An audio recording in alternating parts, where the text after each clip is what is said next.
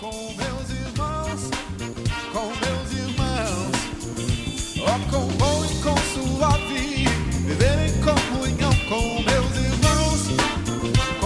irmãos, a casa cheia da sua glória, é muita bênção, tem muita vitória, hipocrisia ficou lá fora, e a falsidade mandamos embora, é muita festa, aqui na casa do Senhor. Oh, quão bom e quão suave viver em comunhão com meus irmãos,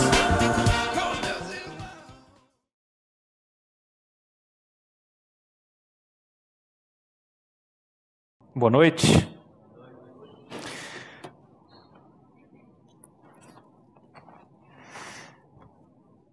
Você já reparou como é que a nossa sociedade dá um valor gigante para o trabalho?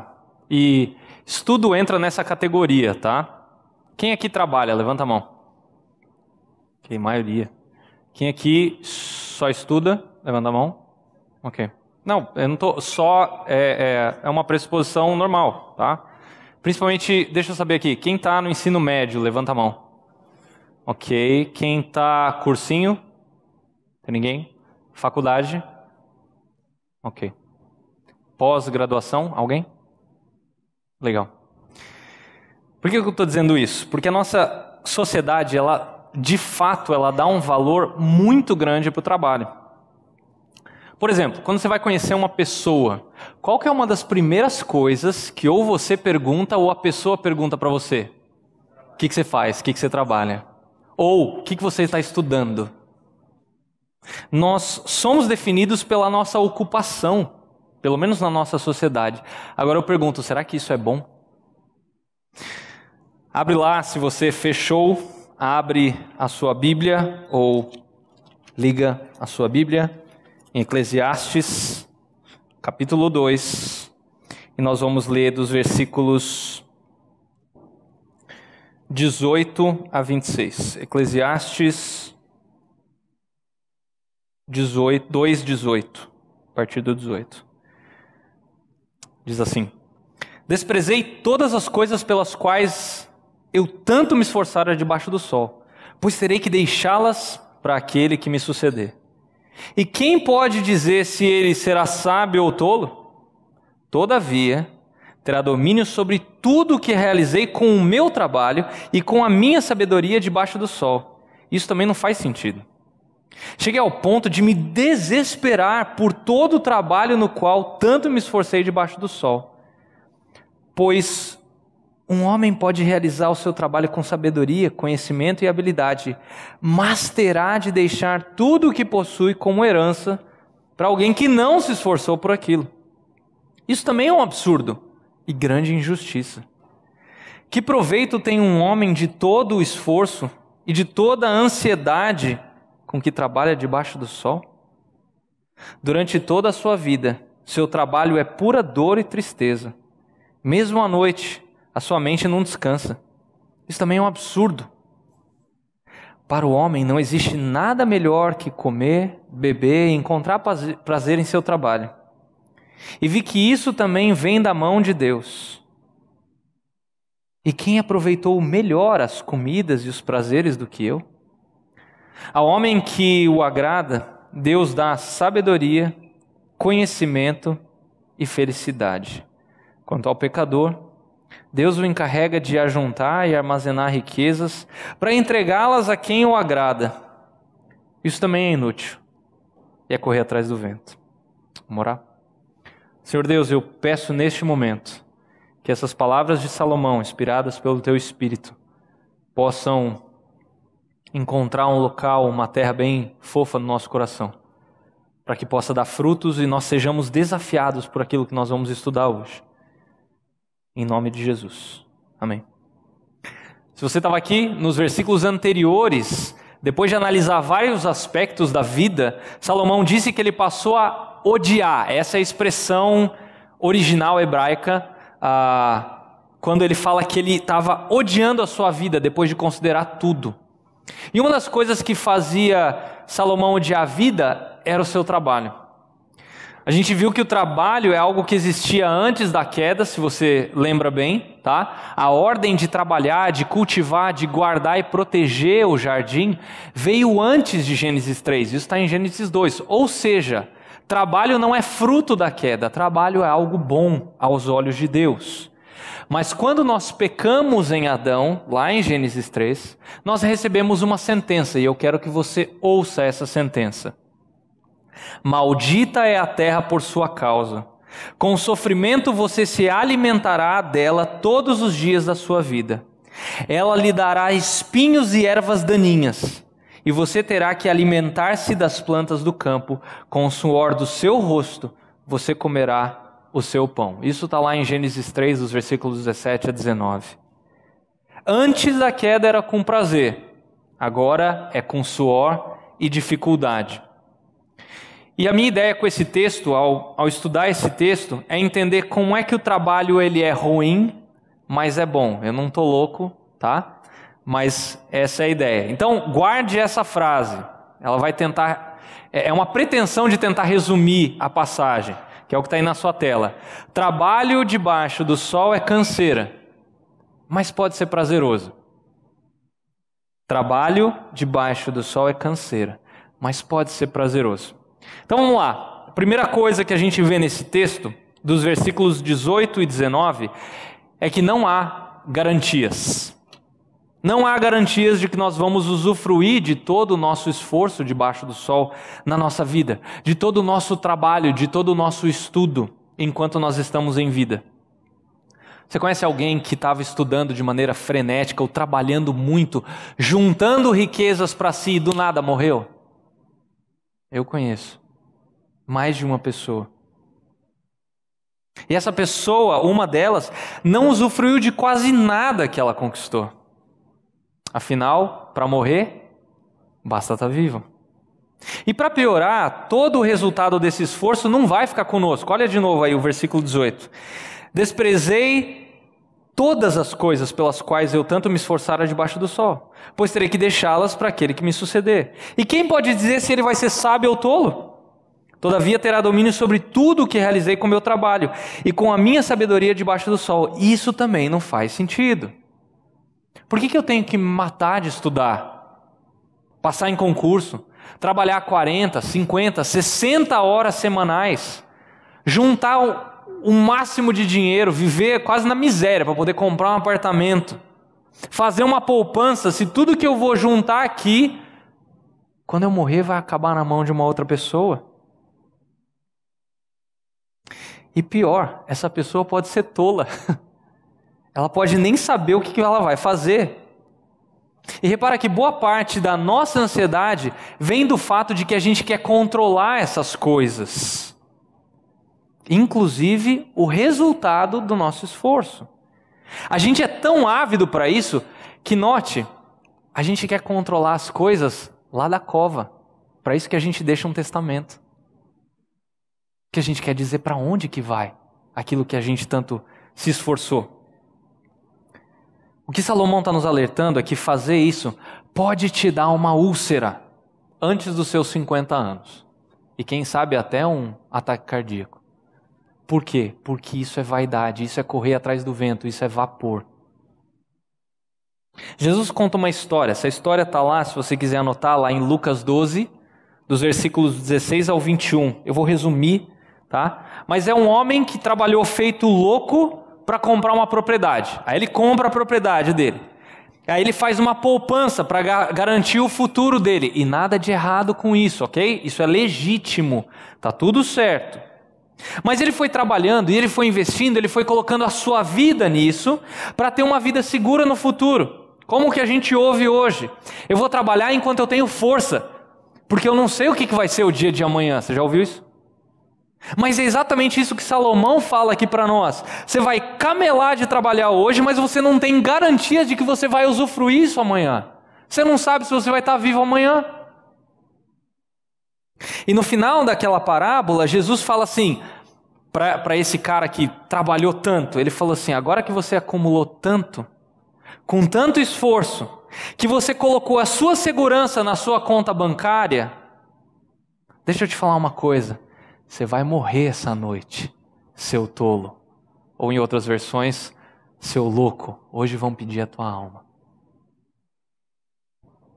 É burrice acabar com a nossa vida pensando que o nosso esforço, o nosso trabalho, o nosso estudo é algo melhor do que se realizar no Senhor. Nós podemos usufruir de alguns benefícios temporais e aí morrer. Ou talvez nem usufruir de nenhum benefício temporal e ainda assim morrer. E o pior é que nós colocamos o nosso valor nas nossas ocupações, nos nossos títulos, nas nossas conquistas. Talvez você conheça ou talvez você seja uma pessoa que se preocupa muito com isso. Que fez ou que faz um curso que inclusive você não gosta, só para impressionar parentes, para impressionar seus amigos, para não falar para eles que você faz o curso que você gosta, porque talvez isso seja vergonha para você. Mas não é assim que Deus nos mede.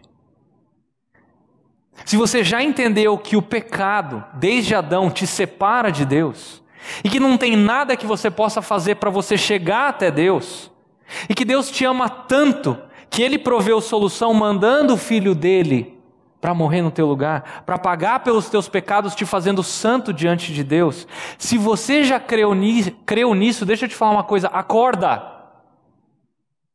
O seu valor não está no trabalho que você tem, no curso que você faz, e sim em quem você é em Cristo. Por causa do sangue de Jesus derramado para te salvar. E isso é fantástico, muito mais do que qualquer curso que você possa fazer, ou do tamanho de zeros que tem na sua conta bancária. Então, além da gente não ter garantias, segunda coisa, o destino é outro. Olha só, versículo 20. Cheguei a ponto de me desprezar por todo o trabalho no qual tanto me esforcei debaixo do sol. Pois um homem pode realizar o seu trabalho com sabedoria, conhecimento e habilidade, como era o caso dele, mas terá que deixar tudo o que possui como herança para alguém que não se esforçou por aquilo. E isso também é um absurdo e uma grande injustiça. É interessante pensar que Salomão, ele era extremamente inteligente, mas ele não tinha o dom de ver o futuro. E ele teve um filho chamado Roboão. Ele herdou tudo que o seu pai deixou para ele. E esse cara foi um imbecil. Ele foi um tolo. Ele aumentou os impostos, governou extremamente mal, tanto que dos 12 territórios que o seu pai deixou para ele, ele perdeu 10. Isso está lá em 1 Reis 12. Ou seja, eu vou deixar tudo que eu conquistei com a minha inteligência, com o meu esforço, com o meu suor, para alguém que não mereceu. E talvez ele vai perder tudo. Isso não faz sentido. Você já pensou que tudo que você acumular vai ser distribuído por pessoas que, pasme, talvez desejarão a sua morte mais rápido para poder repartir os seus bens? Gente, como isso acontece hoje? Inclusive no meio cristão, isso é triste. Nós gastamos as nossas forças, a nossa saúde, nós perdemos tempo em família precioso, tempo com os nossos irmãos em Cristo, por uma excessiva vontade de trabalhar e de estudar para gerar recursos que são temporários e ao final, por causa desses recursos, pode ter uma briga familiar ferrenha. Tá bom, Leandro, mas eu não morri ainda, eu estou aqui, então fala comigo como se eu não tivesse morrido. Tá bom. Talvez você se esforce no seu trabalho ou num determinado projeto, seja no seu trabalho ou na faculdade. Mas você já reparou que muitas vezes você não leva o crédito? Dependendo da posição que você ocupa na empresa, quem leva o crédito quando você faz um trabalho bem feito, um projeto bem feito, é o seu chefe, não você. E ele inclusive é aplaudido pelo presidente da empresa, ou sei lá, por alguém que está acima dele. Ou você está naquele grupo de escola, da faculdade, que sempre tem uma pessoa que não faz nada. E aí vocês se matam de trabalhar e o cara leva a mesma nota que vocês. Isso é injusto. Ou, você já teve que fazer prova em dupla com alguém que não estudou nada? Cara, muito chato. Eu já tive. E o cara tirou uma boa nota, mesmo sem tendo estudado nada. Péssimo, né? É possível que talvez você não tenha passado por nenhuma dessas situações, mas talvez, você faça a coleção de alguma coisa. Sei, as meninas aí, talvez você ainda tenha a sua coleção de boneca, desde que você nasceu, você ainda tem lá um espaço lá na sua casa. Talvez homens aí, sei lá, o que vocês colecionam? Figurinha?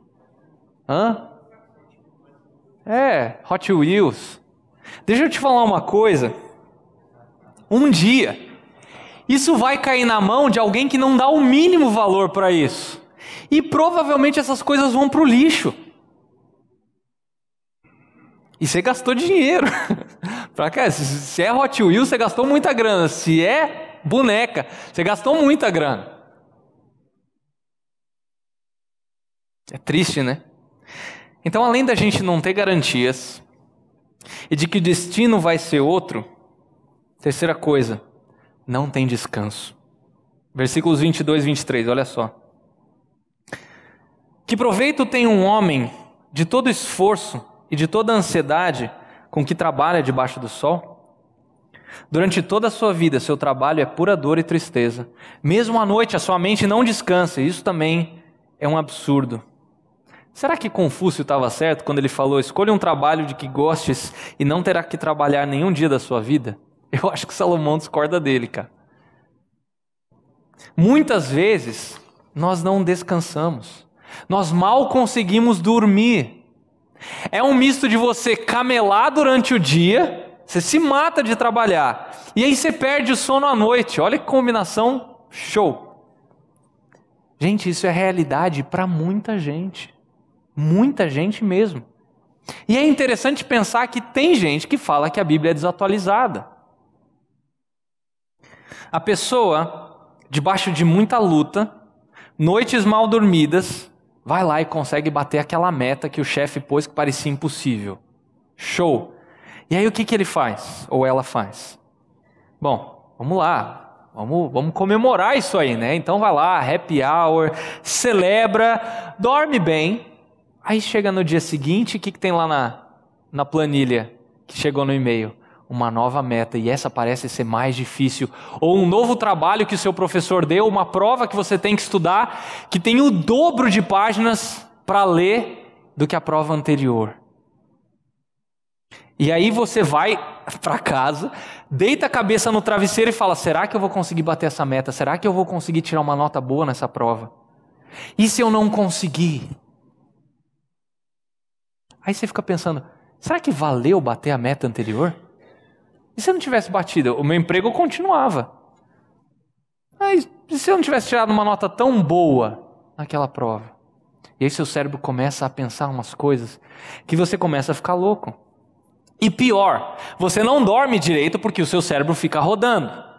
Aí você chega cansado no trabalho ou na faculdade no dia seguinte, e repare, é nesses dias que geralmente a gente se desentende com algum colega. Seja ele alguém que está trabalhando do seu lado ali, ou seu chefe, ou seu professor, e aí isso vai acumulando e o cansaço mental piora, é um efeito dominó. E aí chega uma hora que você fala: será que vale a pena? Como diz o texto, olha no versículo 23, mesmo à noite a sua mente não descansa. Ela não descansa porque o que vem à sua mente à noite é o quê? É o trabalho, é a faculdade, é o estudo. E isso já é um indicativo de que essas coisas tomaram a sua mente, de tal forma que você não pensa em qualquer outra coisa. Isso já é o centro do seu pensamento. E isso pode ser um indicativo de que o seu trabalho e o seu curso estão no centro do seu coração. As escrituras têm uma outra palavra para isso. Chama-se idolatria. Gente, até pastor sofre com isso, tá? Às vezes tem muita gente que tem uma ideia errada de quem está aqui ensinando. Como pastor, eu posso falar para você que eu já pensei algumas coisas do tipo, será que depois de tanto tempo, de tantas horas aconselhando essa pessoa, será que isso vai surtir efeito ou essa pessoa vai continuar irredutível? Mesmo abrindo textos e mostrando para essa pessoa que ela está indo para o caminho errado. Será que depois de 20 horas de estudo, preparando um sermão, as pessoas vão prestar atenção ou elas vão ficar no celular? Ou elas vão ficar pensando na prova de segunda-feira? Será que mostrando na Bíblia que nós precisamos mudar determinadas coisas, as pessoas vão se render à palavra de Deus? Ou vão continuar pensando do mesmo jeito? Porque sempre foi feito assim, então é melhor não mexer. É cansativo, é estafante. Por isso que essa pergunta é sempre constante. Será que vale o meu esforço? Sim, os pastores são pessoas falhas, ok? Carentes da misericórdia de Deus como qualquer outro ser humano. Agora repara na pergunta do versículo 22. Que proveito tem um homem de todo esforço e de toda ansiedade com que trabalha debaixo do sol? Por acaso você falou para você algum dia, que matéria chata? Ou fui só eu? Eu já falei isso até no seminário, tá, gente? Então pode assumir que você já falou isso algum dia. Meu, que aula chata. Que reunião insuportável, eu não aguento mais. Eu acho que todos aqui já falaram isso. Aí você pensa, bom, peraí. Com esse currículo aqui, com esse curso que eu estou fazendo, eu vou ganhar muito dinheiro, eu vou poder comprar aquele carro, ou fazer aquela viagem cara. Então vamos lá. Eu vou aguentar, aí você volta para o trabalho, volta para a faculdade, dia após dia, semana após semana, abrindo mão de muita coisa importante, seja família, amigos, igreja, a sua própria saúde, aguentando esse fardo só para chegar naquele dia de você viajar por 2 ou 3 semanas. Ou comprar algumas coisas, eletrônicos, sei lá. Agora, detalhe que no começo desse capítulo que a gente estudou, Salomão já falou, isso é vaidade, isso é correr atrás do vento. E o detalhe é o seguinte, Salomão teve todo o dinheiro, Salomão teve todas as fontes de prazer, e ele buscou em tudo que você pode imaginar, muito mais do que você tem. Ele buscou e falou, isso é vapor, a hora que você tenta agarrar, um abraço, você não pega nada. E o cristão, ele vive assim. Ele vive com uma mente muitas vezes dividida. Ele luta para conseguir, para bater aquela meta, para passar no concurso, ganhar mais dinheiro às custas de sono, de tempo precioso. Ao mesmo tempo, ele quer servir ao Senhor. Legal. O que Jesus fala disso? Mateus 6, versículo 24. Mateus 6, versículo 24. Olha só. Ninguém pode servir a 2 senhores, pois odiará um e amará o outro, ou se dedicará a um e desprezará o outro. Vocês não podem servir a Deus e ao dinheiro. A gente não pode ter a mente dividida. Ou é um com letra minúscula, ou é o outro com o maiúsculo. Como um grande mestre colocou, um homem chamado Ligon Duncan, ele falou o seguinte, existe um Deus com D minúsculo que idealizamos, e um Deus com D maiúsculo que é. E os dois não são a mesma pessoa. E note que nesse versículo de Mateus, nesse capítulo de Mateus 6, no versículo 32, que vem um pouco depois, ele vai falar daqueles que se preocupam com o dinheiro dessa forma, são os incrédulos, não os cristãos.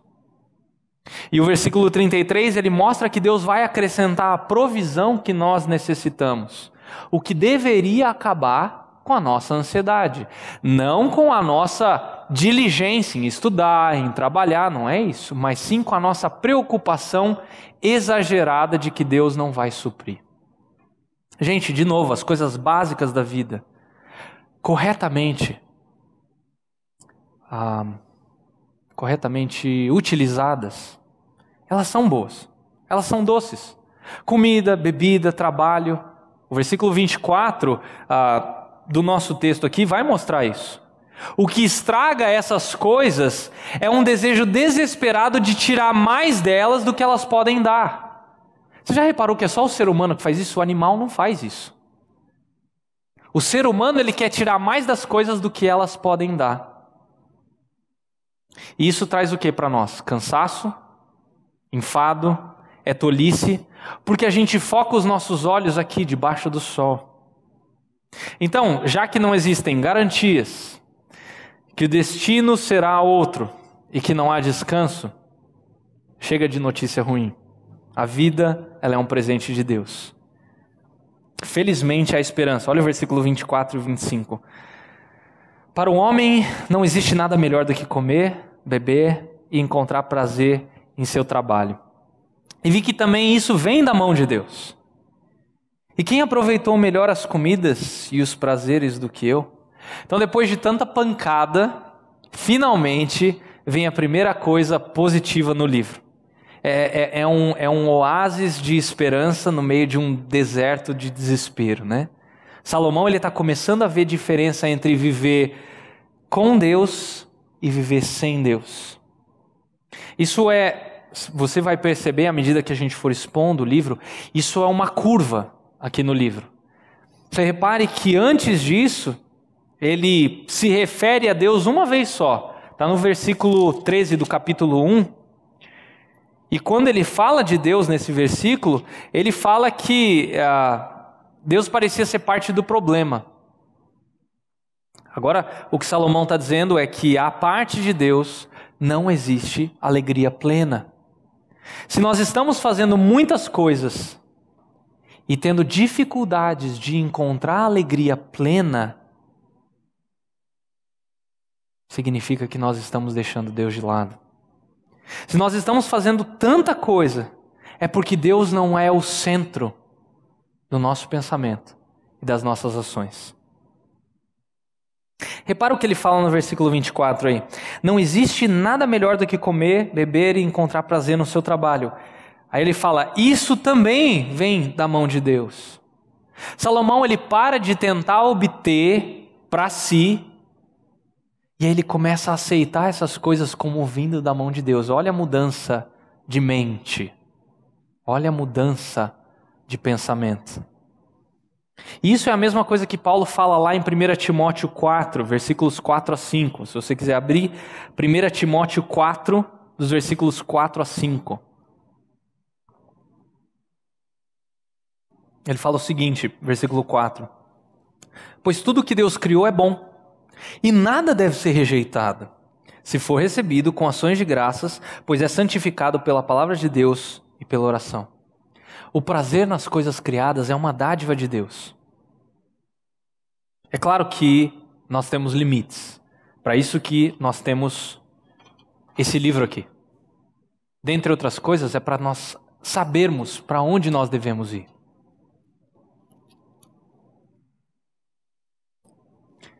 Por que a Bíblia nos coloca limites? Porque essas coisas, por si mesmas, elas não vão trazer satisfação plena. Essa é a diferença, ou deve ser a diferença, entre um cristão e um incrédulo. O que teme ao Senhor, ele entende que o que ele tem veio da mão de Deus e não do seu próprio braço. Já o que não teme ao Senhor, ele nunca está satisfeito. Como o Zé citou o Rockefeller. Quanto que é o suficiente? É só mais um pouquinho. O cara é bilionário.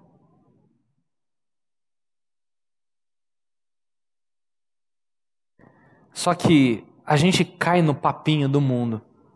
Olha só. Quando você pergunta para alguém, né, que está se esforçando tanto, o que a pessoa fala? Não, é porque eu sou uma pessoa determinada. Eu gosto de novos desafios. Essas coisas são fachadas para disfarçar a idolatria que essa pessoa tem, de querer colocar as realizações, as conquistas no centro do coração, porque o que ela quer, seja dinheiro, seja fama, seja tudo que a gente já estudou aqui no capítulo 2, é o que alimenta o coração dela e não o próprio Deus. E porque essa pessoa nunca vai ser satisfeita com as coisas, essas pessoas não param. Elas não param. O cristão, por outro lado, ele tem que se gastar em querer ser mais parecido com Cristo. É claro que a gente pode ter projetos, desafios, mas que isso seja regado a muita oração, cautela, conselhos e submissão à vontade de Deus que está explícita nas Escrituras. Qual que é a vontade de Deus para nós? 1 Tessalonicenses 4:3. Quem sabe isso de cor? Qual que é a vontade de Deus para você e para mim? A nossa santificação. É isso que Deus quer. Pode ler, anota esse versículo e decore esse versículo. A vontade de Deus é essa, a vossa santificação. Todo o resto é secundário. O que Deus quer de você como um filho dele? Que você seja santo, que você seja parecido com Jesus. É isso que ele quer de você. O resto é secundário. E eu gosto da maneira com que Ray Stedman, ele nos lembra que quanto mais você corre atrás da vida, tentando recuperar o fôlego após cada prazer, menos você encontra. Mas quanto mais você receber a vida como um presente das mãos de Deus, respondendo com gratidão pela alegria do momento, mais parece vir em sua direção. Eu vou ler de novo, presta atenção. Quanto mais você corre atrás da vida, tentando recuperar o fôlego após cada prazer, porque você se cansou de ir atrás disso, menos você encontra. Mas, quanto mais você receber a vida como um presente das mãos de Deus, respondendo com gratidão pela alegria do momento, mais parece vir em sua direção. Como a gente viu, por conta do pecado de Adão, o trabalho ele foi amaldiçoado. O que transforma o nosso esforço em desgosto, muitas vezes em problema. Mas existe bondade de Deus para nós em relação ao trabalho. Nós fomos feitos à imagem de Deus. E pasme, Deus trabalha até hoje. Ele é trabalhador. Ele trabalhou 6 dias e descansou no 7º. Sendo assim, nós temos a capacidade de encontrar prazer no nosso trabalho. O que era uma das frases que mais se repete no capítulo 1 de Gênesis? E viu Deus que era bom o resultado do trabalho que ele fez. Como é que eu encontro esse prazer? Olha o versículo 26. Ao homem que o agrada, Deus dá sabedoria, conhecimento e felicidade. Você quer isso? Ande em santidade, buscando ser mais parecido com Cristo. Lembre-se que o seu professor ou o seu chefe primários, ou o seu primeiro professor, o seu primeiro patrão, não é um ser humano pecador, mas o próprio Jesus, e ele não está debaixo do sol. Por isso que a gente tem aquele mandamento que diz o seguinte: tudo o que vocês fizerem, façam de todo o coração como para o Senhor, não é para o seu patrão que você faz o melhor. O versículo continua, né? E não para homens, sabendo que receberão do Senhor a recompensa da herança. É a Cristo, o Senhor, que vocês estão servindo. Isso está lá em Colossenses 3:23. Então, diante disso, o texto faz uma última pergunta, versículo 26, que é o ponto 5. Quem é você? Olha só o versículo 26. Ao homem que o agrada, Deus dá sabedoria, conhecimento e felicidade. Quanto ao pecador, Deus o encarrega de ajuntar e armazenar riquezas para entregá-las a quem o agrada. Isso também é inútil, é correr atrás do vento. Finalizando, Salomão ele faz uma distinção clara entre 2 tipos de pessoas. Aquelas a favor de um Deus gracioso e aquelas que estão mortas em seus pecados. Note a diferença. Quem agrada a Deus recebe, olha que o versículo fala, sabedoria, conhecimento e felicidade.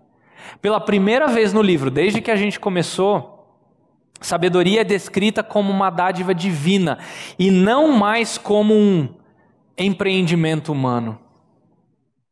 E é com essa sabedoria que vem o conhecimento e também a verdadeira alegria espiritual. Só que para o incrédulo não tem recompensa. É só perda. O incrédulo, Ele vai juntar, segundo o versículo, para dar para os filhos de Deus. Mas espera aí, Leandro. Aquele que não nasceu de novo, né, o incrédulo, ele não prospera? Infelizmente, por causa do pecado, tem muita gente que é justa que sofre. E muita gente que é ímpia que prospera. Mas isso é momentâneo. Isso não vai durar para sempre.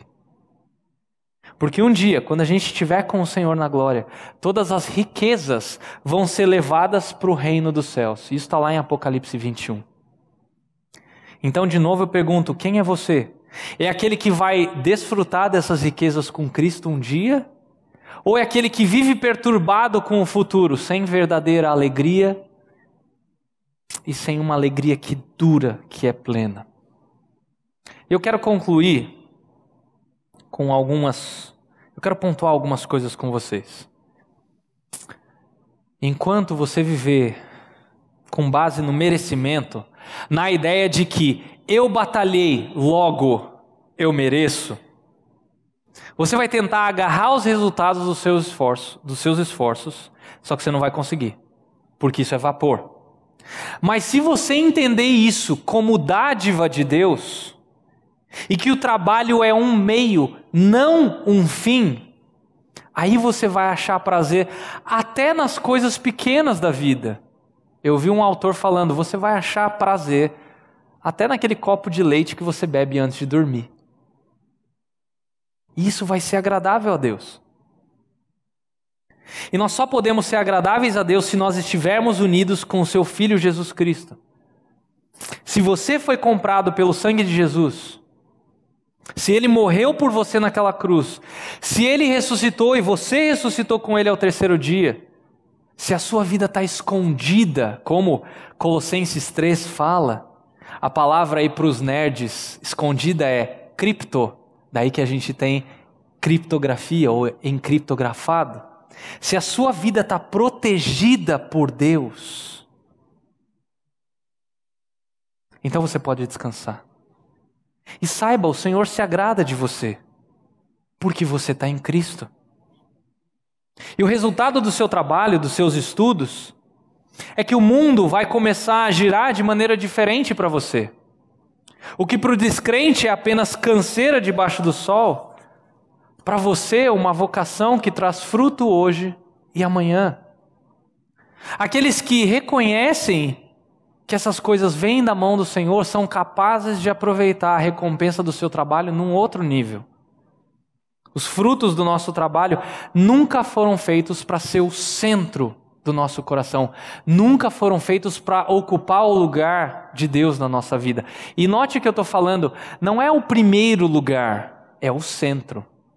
Porque se Deus ocupa o primeiro lugar no seu coração, significa que em algum determinado momento Ele pode cair para segundo ou para terceiro lugar. E isso é inadmissível. Deus não tem concorrentes.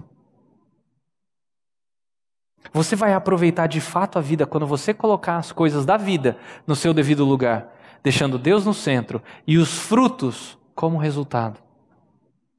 Você vai ver que essas coisas boas da vida vão ficar ainda melhores. A diversão, a música, a comida, a bebida. Quando você entender o lugar correto dessas coisas. Quando os frutos do nosso esforço funcionarem do jeito que Deus projetou para que eles fossem. Eles trazem uma satisfação superior, porque aí a gente entende que o prazer não está nas coisas em si, mas vem através dessas coisas. Que a beleza não está nas coisas, mas vem através dessas coisas. É uma dádiva de Deus para nós. Lembra que eu falei semana passada? Às vezes a gente tem migalhas que nos levam e apontam o nosso ser para Deus. Em vez de seguir as migalhas, o que a gente faz? A gente senta e fica comendo as migalhas, em vez de seguir a trilha, ou aquela placa, né, que eu falei semana passada. A placa está dizendo, para o Criador vire à direita, e aí você fica contemplando a placa. Parece até burrice, mas é. É isso que Salomão está falando. É uma dádiva de Deus para nós, no qual Ele mostra o seu amor para nós, quando nós aprendemos que essas coisas apontam para o Criador. E repare que ninguém nesse mundo está mais preparado para apreciar as coisas boas da vida do que o cristão, porque ele entende a função correta dessas coisas no mundo, que essas coisas são presentes do próprio Deus e apontam para o próprio Criador. Nós devemos trabalhar e estudar tendo em mente que Jesus fez todo o trabalho necessário para a nossa salvação. E isso é uma outra coisa que nos traz muita alegria. O que nós precisamos fazer é crer que apesar de nós termos sido criados à imagem de Deus, o nosso relacionamento com o Criador foi quebrado em Adão, nos fazendo inimigos de Deus. E para poder restaurar esse relacionamento, Jesus veio em forma humana. E sem pecado ele morreu na cruz, pagando o nosso pecado e ressuscitando no terceiro dia, se assentando à direita de Deus. Você já creu nisso? De todo o seu coração, você crê nisso? Um dos motivos pelos quais nós falamos tanto sobre aquilo que Cristo fez é porque Jesus falou lá em João 5,17, o meu Pai continua trabalhando até hoje e eu também estou trabalhando. Jesus era um trabalhador. E quando nós pensamos no enorme peso que Jesus suportou lá na cruz, quando ele carregou os nossos pecados nos seus ombros até a morte, isso foi o maior trabalho que Jesus fez. Não quando ele ajudou seu pai na carpintaria. Mas o legal, o sensacional, o fantástico, é que esse trabalho pesado de Jesus de levar os nossos pecados no ombro dele, teve um fim. Quando Jesus falou, está consumado. Não temos como ficar inertes. Diante dessa verdade, a gente só pode adorar a Deus e buscar imitar a Deus na pessoa de Jesus Cristo. Eu gosto do que Philip Ryken diz, ele fala o seguinte: Jesus ainda está trabalhando, não acrescentando qualquer coisa ao seu sacrifício pelo pecado, mas ele trabalha por meio do ministério da sua igreja. Ele cita vários textos como João 9,4, Atos 1,1, Efésios 4,12. Nós participamos dessa obra oferecendo o evangelho às pessoas, àqueles ao nosso redor que não conhecem a Cristo. Cantando músicas que louvam, que adoram, que engrandecem o nome de Deus. Amando aquele que é o nosso próximo, dando tempo para ele no meio da nossa semana, para orar por essas pessoas, para nos encontrarmos com essas pessoas e incentivarmos uns aos outros. Ao invés da gente falar, não, isso custa muito tempo. Custa muito dinheiro para eu pegar o Uber e ir até lá ver essa pessoa. Quando a gente se doa a um ministério cristão, nós participamos dessa boa obra também cumprindo as nossas tarefas diárias comuns de uma maneira que a glória vá para Deus. Isso é o trabalho do e para o reino de Deus. Como disse Lutero, o mundo inteiro deveria estar cheio de serviços a Deus, não só nas igrejas, mas também nos lares, nas cozinhas, nos porões, nas oficinas e nos campos. Gente, independente do que você esteja estudando, independente do emprego que você tenha, ocupe-se principalmente com a grande obra de Jesus na sua vida e através da sua vida. Tenha em mente de que tudo e todos fazem parte da mesma obra, o glorificar a Deus. Portanto, meus amados irmãos, mantenham-se firmes e que nada os abale. Sejam sempre dedicados à obra do Senhor, pois vocês sabem que, no Senhor, o trabalho de vocês não é vão. Vamos orar? Senhor Deus, eu te agradeço por verdades tão claras na tua palavra. O Senhor sabe que existem contextos diversos aqui. E eu peço nesse momento que a tua palavra,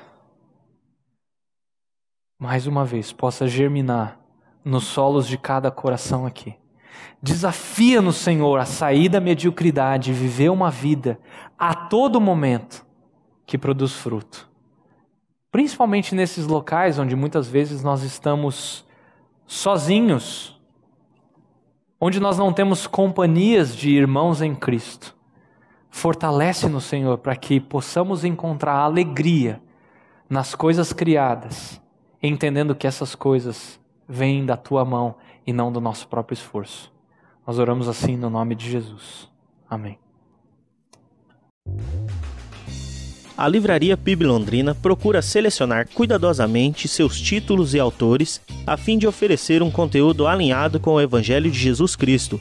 Bíblias, livros de teologia, devocionais, literatura infantil, biografias, comentários bíblicos e muito mais.